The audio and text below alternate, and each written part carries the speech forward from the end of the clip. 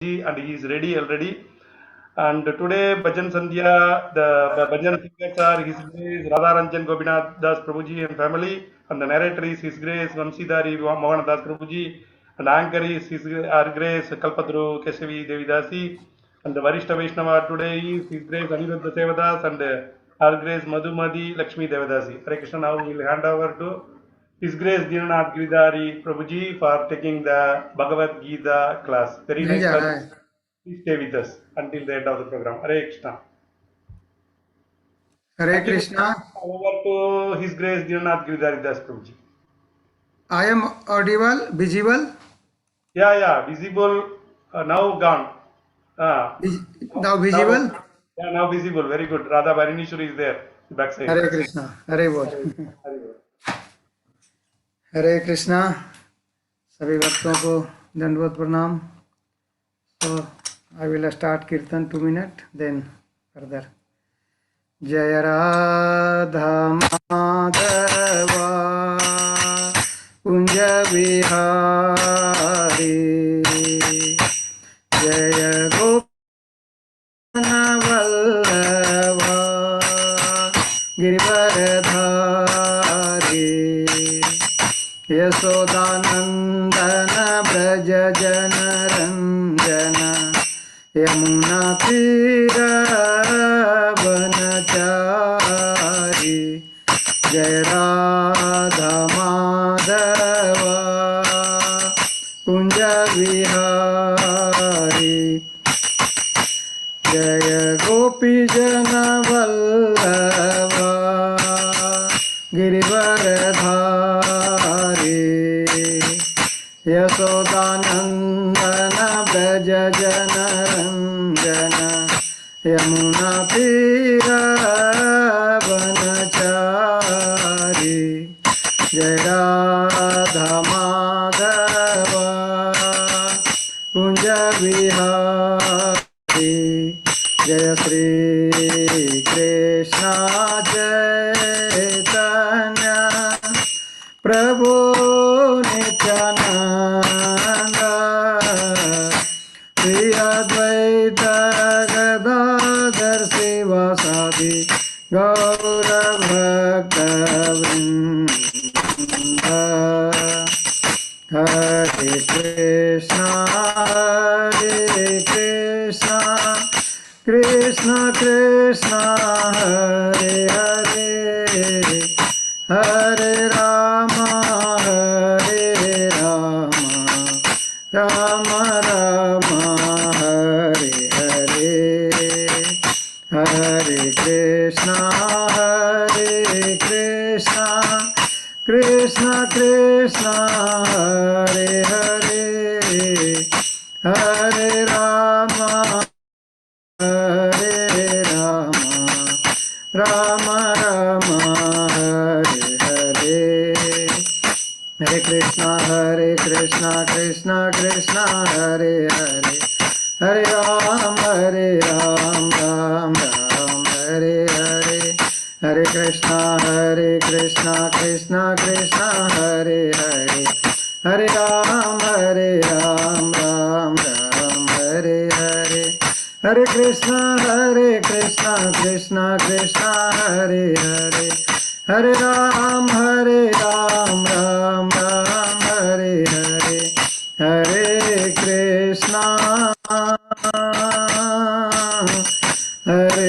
कृष्णा कृष्ण कृष्ण हरे हरे हरे राम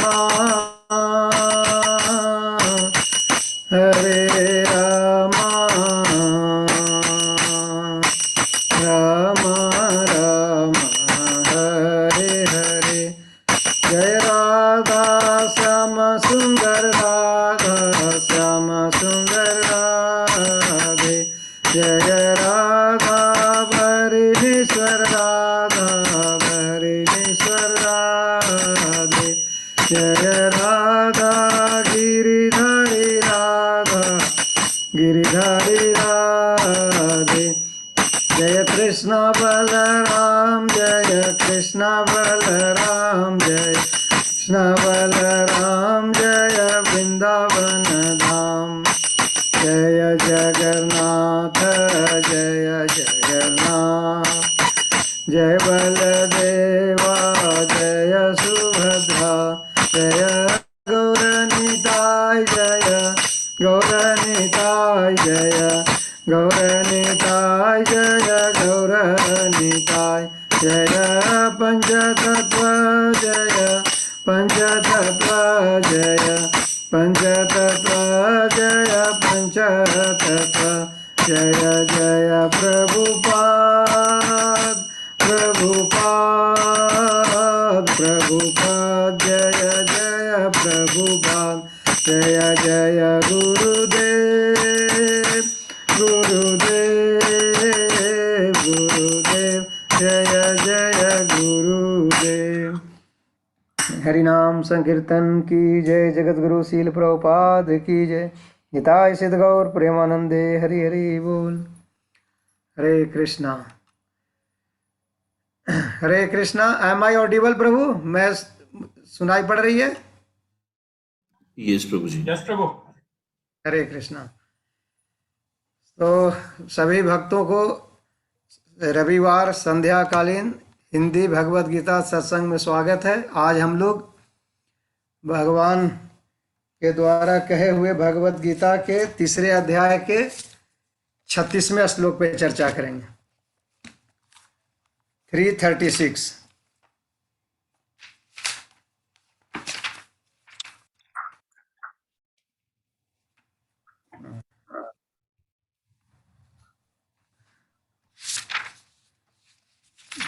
हरे कृष्णा। पहले भगवान का ध्यान करेंगे।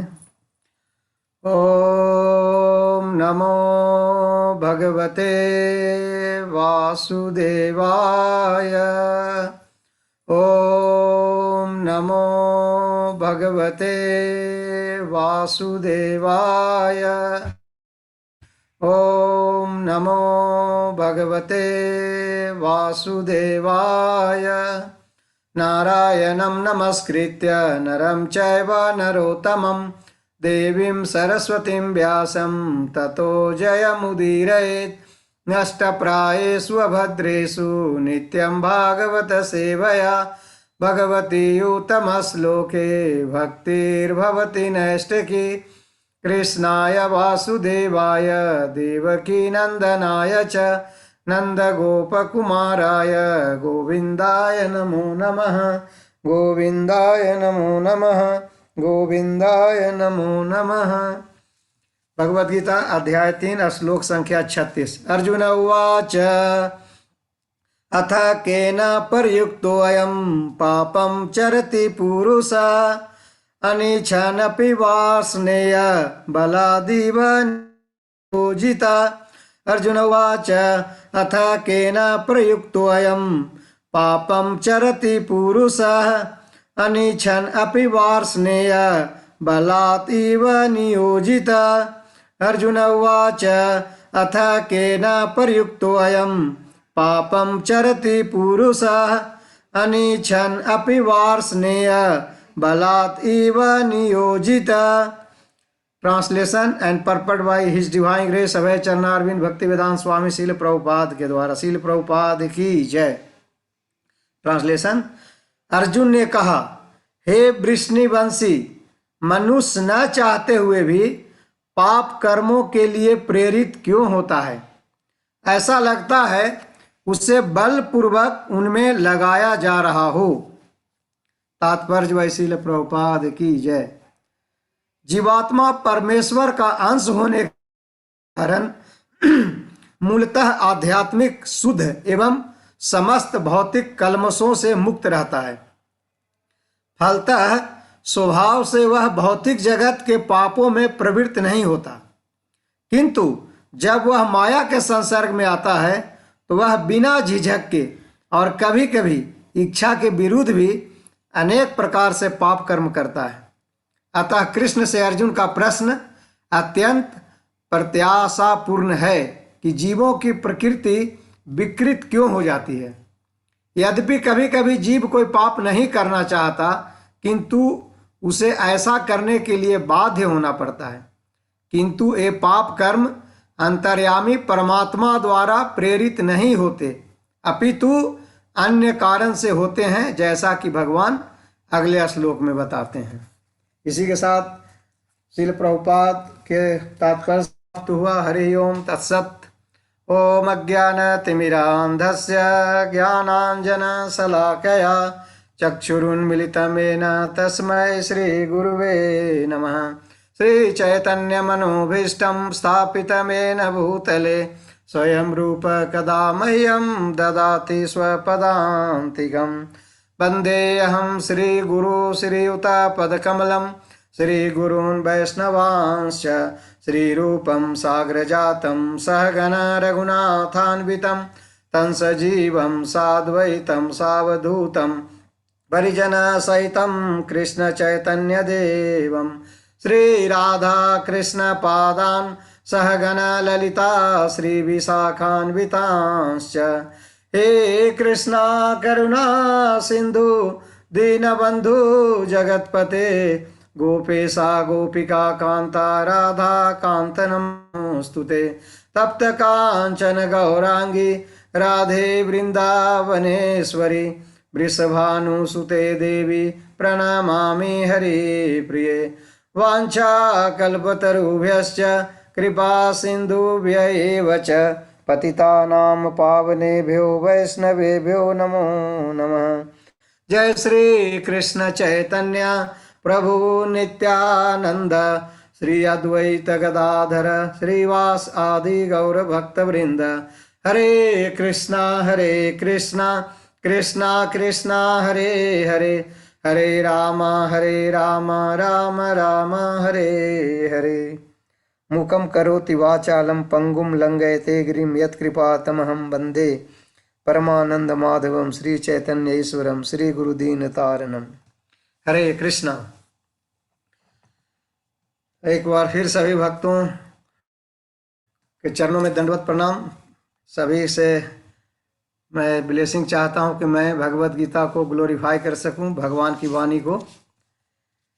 तो हम लोग आज तीसरे अध्याय के 36वें श्लोक पे चर्चा कर रहे हैं, जिसमें अर्जुन का प्रश्न है भगवान से। अथ केन प्रयुक्तो अयम पापम चरति पुरुषः अनिच्छन् अपि वार्ष्णेय बलादीप नियोजितः। अर्जुन ने कहा, हे वृष्णिवंशी, मनुष्य न चाहते हुए भी पाप कर्मों के लिए प्रेरित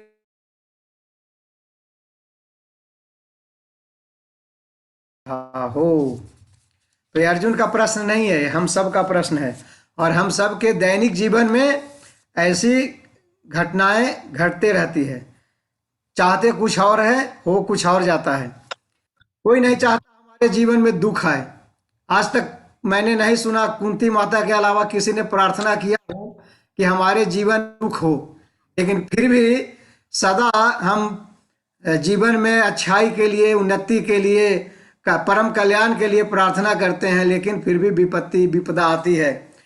हमारी इच्छा न होते हुए भी हमसे गलत कार्य हो जाता है। तो ये अर्जुन का प्रश्न सामान्य जनमानस के लिए है भगवान से, कि न चाहते हुए भी पाप कर्मों के लिए प्रेरित क्यों होता है। ऐसा लगता है ऐसा कोई बलपूर्वक लगा रहा हो उस पाप कर्मों में। तो जो आज का जो श्लोक है, इसका लिंक पीछे के श्लोक से है। पीछे के श्लोक में क्या हुआ था कि भगवान ने बताया था कि प्रत्येक व्यक्ति को, एक्चुअली भगवान लिंक इसलिए है कि भगवान ने कहा था कि अपने स्वधर्म में जीना तथा मरना दोनों ही कल्याणकारी है। मतलब व्यक्ति को अपने स्वधर्म का पालन हर परिस्थिति में करना चाहिए। और जो व्यक्ति अपने स्वधर्म का पालन करता है उसका हमेशा अच्छा होता है, भगवान का कहना था। क्योंकि स्वधर्म में जीना तथा मरना दोनों ही कल्याणकारी है। किंतु अगर पराये धर्म में जीना मरना करना हो तो बहुत ही भयानक है। इसलिए भगवान ने बोला था, श्रेयान स्वधर्म विगुण परधर्मात् अनुतिष्ठात् स्वधर्मे निधनम श्रेय परधर्मो भयावह। तो भगवान ने बोला था, अपने नियत कर्मों को दोषपूर्ण ढंग से संपन्न करना भी अन्यों के कर्मों को भली भांति करने से श्रेयस्कर है। स्वीय कर्मों को करते हुए मरना पराये कर्मों में प्रवृत्त होने की अपेक्षा श्रेष्ठतर है। क्योंकि अन्य किसी के मार्ग का अनुसरण भयावह होता है। तो भगवान ने कहा कि अपने स्वधर्म का पालन जरूरी है। तो अर्जुन विचार किया कि जब भगवान ऐसा बोल रहे हैं कि कोई व्यक्ति जानता है कि उसको अपने स्वधर्म में जीना मरना, स्वधर्म का जीना हो या मरना पड़े, दोनों ही कल्याणकारी है, तो फिर ऐसा कौन सी शक्ति है जो हमें अपने स्वधर्म का पालन नहीं करने देता है? कौन सा ऐसा शक्ति है जो हमें स्वधर्म छोड़ने के लिए विवश करता है? तो अर्जुन का बात इसलिए प्रश्न पूछ रहे हैं कि भगवान ने कहा अपने स्वधर्म का पालन करना कल्याणकारी है, पहले पालन करते हुए जियो या मरो, दोनों ही कल्याणकारी है। तो अर्जुन के मन में प्रश्न आया कि मैं क्षत्रिय हूं, मुझे भी अपने स्वधर्म का पालन करना चाहिए, मुझे युद्ध लड़ना चाहिए, क्षत्रियों का धर्म है, जैसा कि भगवान ने 18वें अध्याय में बोला है कि क्षत्रिय के जो धर्म है युद्धे चा पलायनम, जिसमें एक मुख है कि युद्ध से पलायन नहीं करना। तो अर्जुन सोच रहा है कि मुझे ऐसा भाव क्यों आ रहा है, मैं नहीं चाहता हूं, फिर भी मेरे अंदर ऐसा भाव क्यों रहा है कि मैं युद्ध छोड़कर चला जाऊं। तो यही अर्जुन प्रश्न पूछ रहा है कि आप बोले सही बात है, अपने स्वधर्म में जीना मरना कल्याणकारी है, लेकिन ऐसी कौन शक्ति है जो स्वधर्म छोड़ने के लिए बाध्य करता है, वो बताइए। तो अर्जुन बेसिकली हम सब के लिए प्रश्न पूछ रहे हैं। हम सब के जीवन में होता है ऐसा कि हमें अपने स्वधर्म का पालन करने में बहुत कठिनाई होता है, हम अपना धर्म का निर्वाह नहीं कर पाते। तो प्रथम श्लोक में लाइन में क्या अर्जुन कह रहे हैं, अथा केन प्रयुक्तो अयम पापम चरति पुरुष, अर्थात किसके द्वारा प्रेरित होकर मनुष्य पाप का आचरण करता है। तो एक तरह से श्री कृष्ण के ऊपर दोषारोपण कर रहा है अर्जुन, दूसरे सेंस में अगर हम समझने का प्रयास करें। देखिए अर्जुन अपने प्रश्न के द्वारा अपने संदेह को प्रकट करते हुए कह रहे हैं कि हे कृष्ण, आप ये बताइए कि किसकी प्रेरणा से मनुष्य पाप का आचरण करता है। अर्जुन का भाव है कि हे कृष्ण, यह कहा जाता है कि ईश्वर की इच्छा के बिना एक पत्ता भी नहीं हिलता है, आप ही इस परम जगत के नियंता हैं, आप ही सब कुछ, आप ही की इच्छा से सब कुछ होता है। तो जो व्यक्ति जानता है कि स्वधर्म में जीना मरना दोनों कल्याणकारी है, तो वह व्यक्ति अपने स्वधर्म को छोड़ दे तो वह कार्य वो अपनी इच्छा से तो नहीं कर रहा है। ऐसी स्थिति में तो यही निष्कर्ष निकलता है कि परमेश्वर उसको प्रेरणा दे रहे हैं ऐसा कार्य करने के लिए, तो मतलब परमेश्वर ही उसको अपने स्वधर्म को छोड़ने का पाप कर रहे हैं। तो इसलिए एक अर्जुन ऐसा कहना चाह रहा है कि कौन हो सकती है, सब तो कंट्रोल आपके अंदर में है, लेकिन व्यक्ति नहीं चाहते हुए भी क्यों उस स्वधर्म का पालन नहीं कर पा रहा है, इसलिए अर्जुन प्रश्न पूछ रहा है। तो इसलिए ऐसा कहने के बजाय अथा शब्द प्रयुक्त किया है, मतलब सम्मान, अथा केन प्रयुक्त अयम, सम्मान जनक शब्द के साथ है, मतलब एक मूर्ख की भांति या एक मूढ़ की भांति नहीं। मतलब अर्जुन ये कह रहा है कि हे भगवान, ऐसा कौन व्यक्ति है जो स्वधर्म छोड़ने का पाप करवाता है हम सबसे। ये तो उसी तरह हुआ जैसे हमारे घर में कमरे में कोई सामान गायब हो गया और वहां पे कोई व्यक्ति नहीं था, एक ही व्यक्ति था, हम उस व्यक्ति से पूछें अच्छा ये सामान कैसे गायब हुआ, आप तो यहीं पे थे ना, तो मतलब आप तो यहीं थे लेकिन सामान और कोई आया नहीं, लेकिन सामान गायब कैसे हुआ, मतलब कहीं आप तो इसमें इन्वॉल्व नहीं है। लेकिन डायरेक्ट नहीं कह रहे हैं हम इस बात को, सामान तो कोई आया तो नहीं, तीसरा कोई, हम थे और एक आप थे, सामान तो यहीं पड़ा हुआ था, ये सामान गायब कैसे हो गया। मतलब हम उस व्यक्ति को ऊपर डायरेक्ट दोषारोपण न करके इनडायरेक्टली उसको से हम पूछ रहे हैं आखिर हुआ कैसे।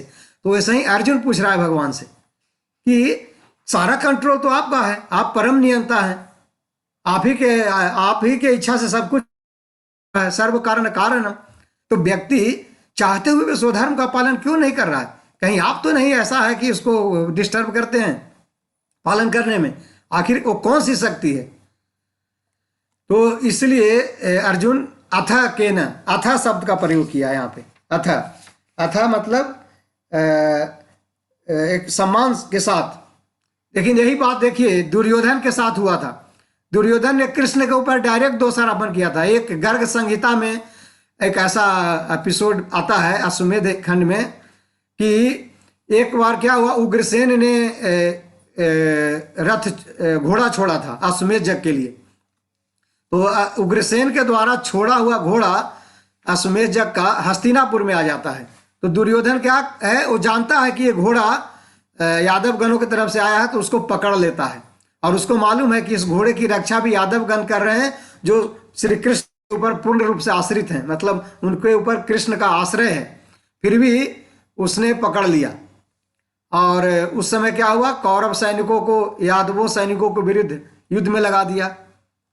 तो उस समय क्या हुआ, स्वयं श्री कृष्ण उस युद्ध में आ जाते हैं और उनसे भयभीत, फिर क्या होता है, भयभीत हो जाता है। भयभीत हो जाता है दुर्योधन, तो क्या कहता है कृष्ण से, मैं तो धर्म को जानता हूं किंतु मेरी प्रवृत्ति नहीं है।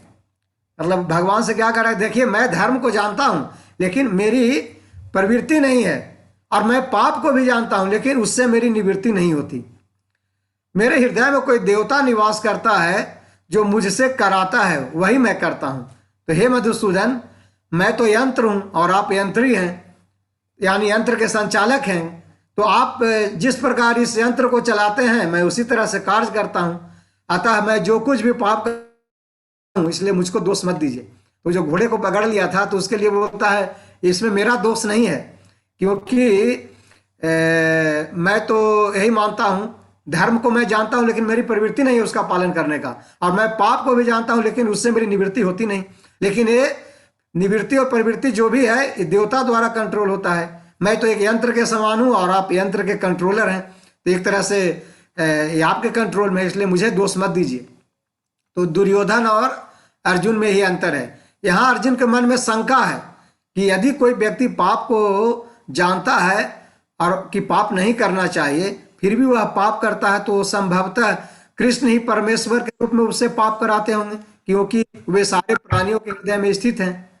तो अर्जुन इसलिए प्रश्न कर रहे हैं, अवसर दे रहे हैं कृष्ण को कि कृष्ण के अतिरिक्त कोई अन्य व्यक्ति है जो मनुष्य से पाप कराता है, इसलिए पूछ रहा है।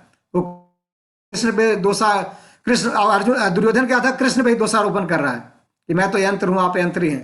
तो इस प्रकार हम देखते हैं कि अर्जुन कृष्ण से पूछ रहा है, लेकिन दुर्योधन क्या क्या, तो निष्कर्ष ही निकाल लिया कि आप इसके दोषी हैं, आप ही के कंट्रोल में है। तो यंत्र और यंत्र की तुलना यहाँ पे उचित नहीं है। दुर्योधन इसलिए भगवान क्योंकि उसने बोला था कि आप परमात्मा रूप में हमारे हृदय में 18वें अध्याय के 61वें श्लोक में भगवान ने कहा है, ईश्वर सर्वभूतानां हृदय देशे अर्जुन तिष्ठति भ्रामयान सर्वभूतानि यंत्रारूढ़ानि मायया। तो श्री कृष्ण क्या है, परमात्मा के रूप में हमारे हृदय में इस शरीर रूपी यंत्र को चलाते हैं और जीवात्मा की इच्छा के अनुसार चलाते हैं। लेकिन ये हमें समझना होगा, भगवान ने कहा है ईश्वर सर्वभूतानां हृदय देशे अर्जुन तिष्ठति भ्रामयान सर्वभूतानि यंत्रारूढ़ानि माया। तो भगवान अपनी माया से चलाते हैं, लेकिन अब ये समझना होगा कि भगवान कैसे चलाते हैं। इस हमारे शरीर रूपी यंत्र को भगवान कैसे चलाते हैं, लेकिन ये हमारे भगवान हमारी जीवात्मा की इच्छा के हिसाब से चलाते हैं।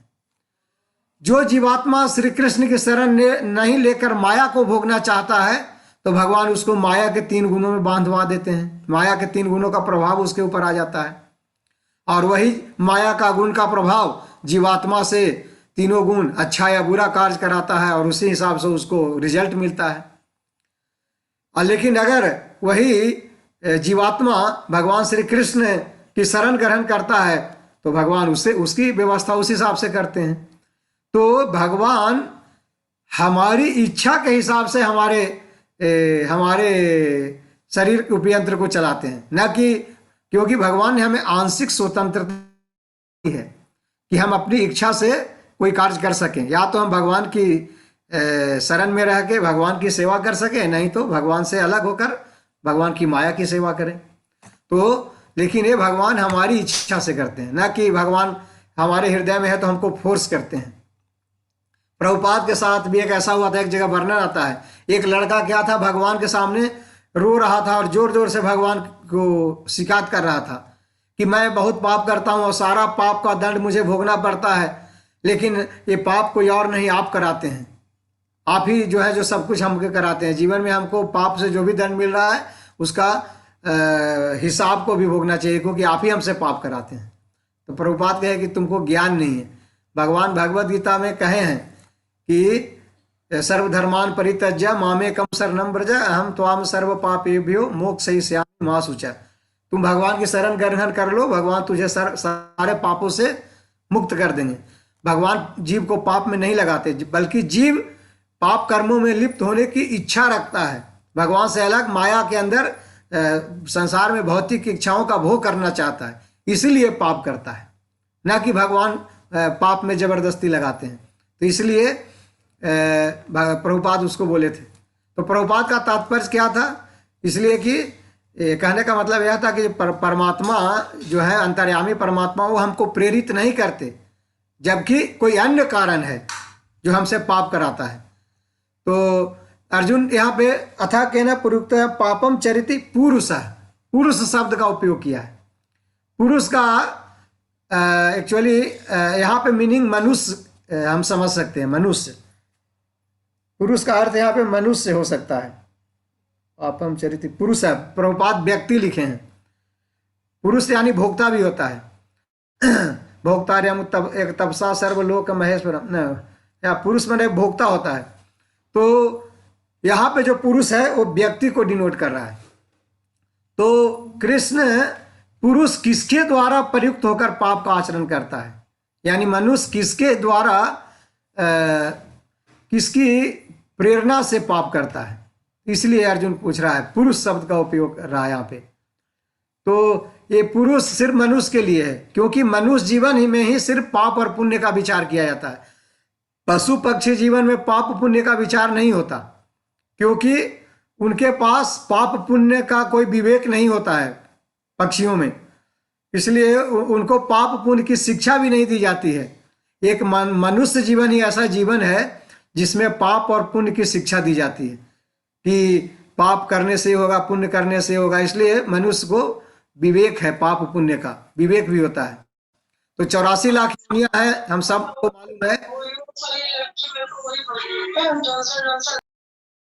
84 लाख योनियों में हम सब जानते हैं 9 लाख जलचर हैं, 20 लाख वृक्ष हैं, 11 लाख पक्षी हैं, 10 लाख 11 लाख कीड़े मकोड़े हैं, 10 लाख पक्षी हैं, 30 लाख 4 पैर वाले हैं, 4 लाख में मनुष्य, गंधर्व, जो किन्नर, चारण, गदा, विद्याधर, ये सब आते हैं, किम पुरुष। तो मनुष्य ही है जो पाप पुण्य मनुष्य योनि के लिए है। तो मनुष्य जीवन में ही किए हुए कर्मों का हमें गति प्राप्त होती है। मनुष्य जीवन में हम जो भी कर्म करते हैं वो पूरे 84 लाख योनियों के दूसरे योनि में उसी के अनुसार हमें कर्म का भोग भोगना पड़ता है। जो भी सुख दुख भय और जो शोक है, ये हमारे कर्मों के कारण होता है। ये मनुष्य जीवन में किए हुए कर्म के प्रभाव से जीव इंद्र भी बन सकता है, ब्रह्मा का पोस्ट भी पा सकता है। लेकिन भक्ति में कर्म करके भगवान के धाम में जाके भगवान का दास भी बन सकता है, और जन्म मृत्यु के चक्र से सदा के लिए मुक्त भी हो सकता है। अगर इवन देवता, मनुष्य, राजा, तपस्वी, क्षत्रिय, वैश्य, मलेच्छ, पर्वत, राक्षस, किन्नर, वृक्ष, पशु, जितने सूक्ष्म जीव हैं, दैत्य, दानव, ये सभी मनुष्य जीवन में किए हुए कर्मों के कारण हमको प्राप्त होता है।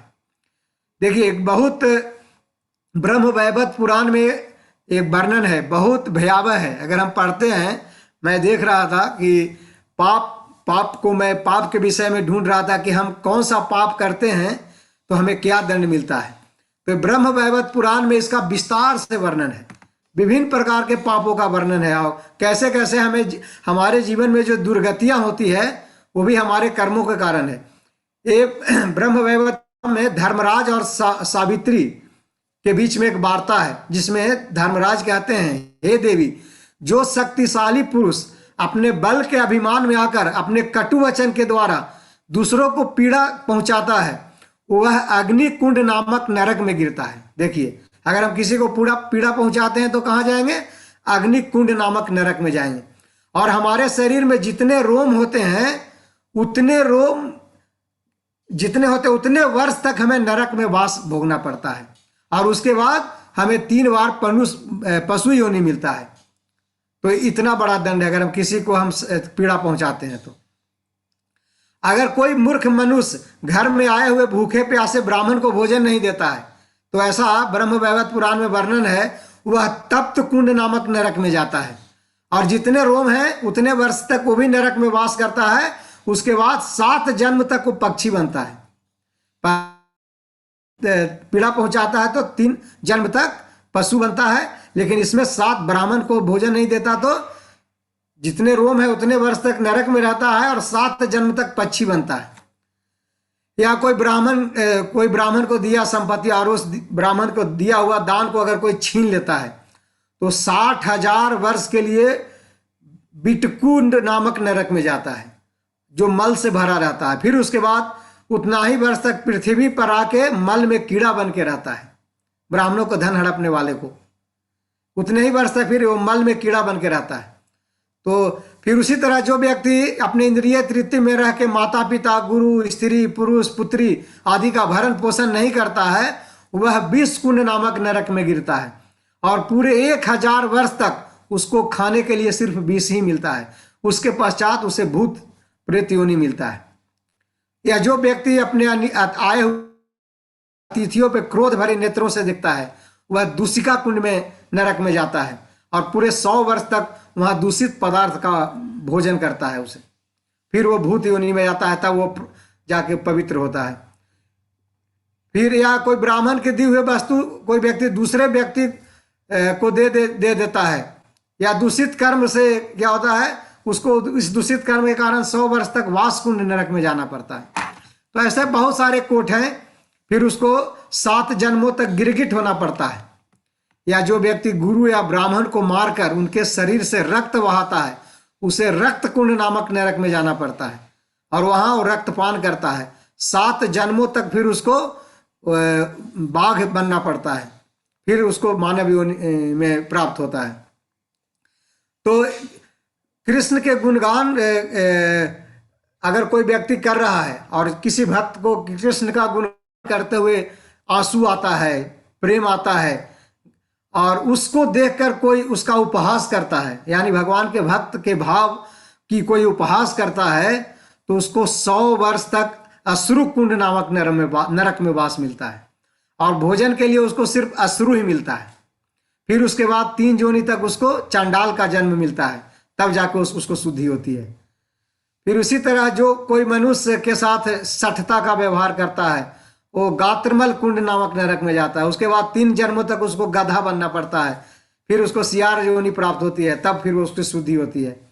जो किसी बहरे को देख के हंसता है, उसकी निंदा करता है, उसको कर्णविट नामक नरक कुंड में वास मिलता है। उसे उसके बाद उसको कान के मैल का भोजन करने के लिए मिलता है। फिर उसको परम दरिद्र होकर जन्म लेना पड़ता है। फिर उसको कान की शक्ति नहीं रहती, बहरा शरीर भी मिलता है मनुष्य का, तो बहरा होकर आता है। तो ऐसे है, बहुत सारा चीज है, बहुत सारा है। उसके बाद जो व्यक्ति अपने भरण पोषण के लिए किसी प्राणियों की हिंसा करता है उसको बहुत दीर्घ काल तक मंजा कुंड नामक नरक में स्थान पाता है और उसको मज्जा कुंड, मज्जा ही उसे भोजन में मिलती है। फिर उसको खरगोश योनि प्राप्त होता है।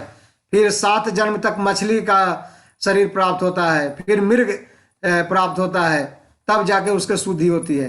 जो व्यक्ति अपनी कन्या का पालन पोषण नहीं करता उसको बेच देता है पैसे लेकर अपनी कन्या का, बेटी को, उस लोभी को मांस कुंड नामक नरक में वास मिलता है और उसको अपनी कन्या का ही मांस खाने के लिए भोजन में मिलता है। यमदूत उससे दंडों से पीटते हैं और मांस का भार उसको मस्तक पर उठाकर ढोना भी पड़ता है। भूख लगने पर चूते हुए उसी रक्त को उसको चाटना पड़ता है। तो इस तरह से हम देखते हैं कि फिर उसको पापी जन्म मिलता है।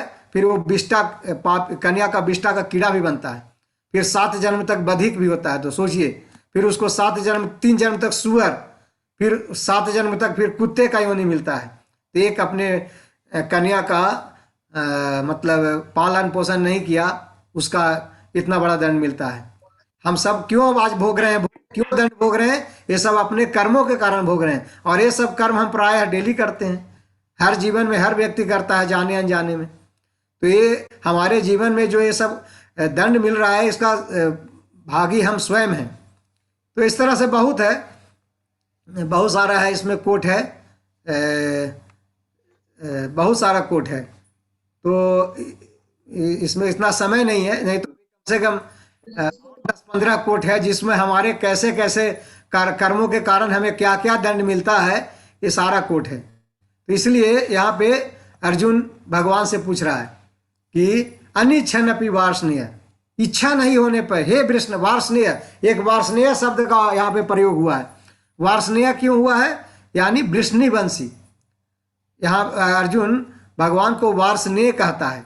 वार्ष्णेय का मतलब होता है वृष्णिवंश। भगवान वृष्णि, राजा वृष्णि के कुल में आए थे। ये वृष्णि कौन थे? वृष्णि नाम के एक राजा थे, जिनके नाम से एक वंश चला।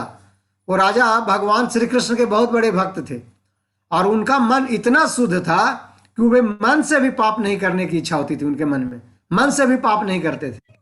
इसलिए उनका वंश को पवित्र करने के लिए भगवान ने उस वंश में अवतार लिया। इसलिए उस अवतार लेने से, कृष्ण के अवतार लेने से महाराज वृष्णि का वंश इतना पवित्र हो गया, क्योंकि उनके महाराज वृष्णि मन से भी कोई पाप करते थे। तो इस तरह से वार्ष्णेय, यहाँ पे अर्जुन कृष्ण को वार्ष्णेय कह रहा है कि जो श्लोक में ये सब जो वर्ड यूज होता है, वार्ष्णेय, पुरुष, अर्जुन, कहीं पे पार्थ है, इसका बहुत बड़ा मीनिंग है। तो हम ये समझ सकते हैं कि अर्जुन भगवान से इसलिए पूछ रहा है। आजकल क्या होता है, उन लोगों की बात कर रहे हैं जो उन लोग की बात नहीं कर रहे हैं जो इच्छा पूर्वक पाप करते हैं। आजकल तो बहुत लोग हैं जो इच्छा से पाप करते हैं, जानबूझ के पाप करते हैं, कैमरे के सामने करते हैं। हमें याद है कि एक बार जब गो हत्या के ऊपर कानून की चर्चा हो रही थी, तो केरल के कांग्रेसी मेंबर लोग टीवी के सामने लाइव एक गाय के बछड़े को काट के और खाए थे। मतलब ये जानबूझ के पाप करना, अनजाने में तो है ही। यहाँ तो अर्जुन अनजाने में, अनिच्छन्नपि वार्ष्णेय, जिसकी इच्छा नहीं होती है वो पाप कैसे करता है। और बहुत लोग हैं जो चाह के इच्छा से पाप करते हैं, दुशासन, दुर्योधन जैसे लोग, क्योंकि उनका इच्छा हर समय पाप करने की होती है। तो यहाँ अर्जुन का प्रश्न है उस व्यक्ति के लिए जो ना चाहते हुए पाप करता है, उसको कौन पाप कराता है। तो इसलिए अर्जुन पूछ रहा है भगवान से। तो हम अर्जुन का जो भाव है महान मानव समाज के प्रति एक तरह से हम समझ सकते हैं करुणा है। ये सबके प्रति, हम सबके प्रति है, क्योंकि वैष्णव सदा दूसरों के प्रति करुणा का भाव रखते हैं। सुखदेव गोस्वामी कहते हैं भागवत के 5वें स्कंद में कि बहुत से नरकों में पापियों की यातना का वर्णन किया गया है। जब ये वर्णन कर रहे थे तो परीक्षित महाराज को बहुत करुणा हुई पापियों का वर्णन सुन के। इसलिए वो कहते हैं, हे महाभाग, आप कृपा करके मुझे बताइए कि मनुष्यों को किस प्रकार उन नरकों में प्रवेश से बचाया जा सकता है। अभी हमने बहुत सारे नरकों का वर्णन किया, बहुत सारे नहीं, बहुत कुछ ही नरकों का वर्णन किया। तो इस नरकों से कैसे बचा जा सकता है, इन आत्नाओं से कैसे बचा जा सकता है। इसलिए परीक्षित महाराज पूछे थे सुखदेव गोस्वामी से। तो अभी बहुत लंबा नहीं है, समय का अभाव है, अगला ही प्रोग्राम है। तो हम यही कहेंगे कंक्लूजन में कि हम कैसे इच्छित और अनिच्छित पापों से बच सकते हैं। तो परीक्षित महाराज ने कहा था, कलेर दोषे निधे राजन अस्ति ही एको महान गुण कीर्तनादेव कृष्णस्य मुक्त संग परम ब्रजेत। कृष्ण का कीर्तन मात्र करने से व्यक्ति पापों से मुक्त हो जाता है। नाम संकीर्तनम्यस्य सर्व पाप प्रणाशनम प्रणाम हि दुःखम नमः तम नामे हरि परम। भगवान श्री कृष्ण के नाम संकीर्तनम यस्य, भगवान श्री कृष्ण के कीर्तन करने से, संकीर्तन करने से सर्व पाप प्रणाशनम, सारे तरह के पापों का नाश हो जाता है। दुख प्रणामो ही दुख समनः, भगवान को प्रणाम करने से, उनके सामने सर झुकाने से, दंडवत करने से हमारे दुख का समन होता है। तो उस परम हरि के चरण में अगर हम सर झुकाते हैं, उनका गुणगान करते हैं, उनके नामों का गुणगान करते हैं, तो निश्चित रूप से हमें पाप से मुक्ति मिलेगी। इसलिए भगवान कहते हैं सर्वधर्मान परित्यज्य मामेकं शरणं व्रज अहम त्वाम सर्व पापेभ्यो मोक्षयिष्यामि मा शुचः। तो भगवान इसलिए कहते हैं सबको धर्म को छोड़े मेरी शरण ग्रहण करो, मैं तुझे सारे पापों से मुक्त कर दूंगा और तुझे मोक्ष प्रदान करूंगा। तो इसलिए हमें अनिच्छा से पाप हो, इच्छा से पाप हो, हम नहीं जानते हैं हम पिछले जन्मों में क्या किए हैं, इस जन्मों में जाने अनजाने में कितने पाप किए हैं। हमें बस जो किए उसको तो हम नहीं वापस कुछ कर सकते, लेकिन उसको हम मिटा सकते हैं भगवान श्री कृष्ण का कीर्तन करके, उनकी शरण ग्रहण करके, भक्तों का संग प्राप्त करके। हरे कृष्णा हरे कृष्णा कृष्ण कृष्ण हरे हरे, हरे राम राम राम हरे हरे। जगत गुरु श्रील प्रभुपाद की जय। भगवद गीता सत्संग क्लास की जय। निताय सिद्ध गौर प्रेमानंदे। हरि हरि बोल। किन्हीं